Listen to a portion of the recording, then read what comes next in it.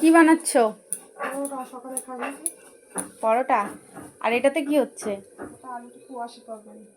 ও এখানে হয়েছে একটা, ও কয়েকটা তো হয়ে গেছে। আলু কুয়াশের তরকারি মাখা মাখা করে। আর এদিকে দেখো গরম গরম পরোটা হচ্ছে। তো দেখো বন্ধুরা, জলখাবার রেডি, পরোটা আর আলু কুয়াশের মাখা মাখা করে। মা বলো কেমন হয়েছে? তুমি তো নিজেই বানাও। ও ওকেও দেখাতে হবে, আমাকে দেখাও তাই বলছে। বাইরে উঠোনে বসে গেছি, খোলা আকাশের নিচে, দারুণ লাগে আমার। আর আমার মা যে পরোটাটা বানায় না, একটা আলাদা রকমই স্বাদ হয়।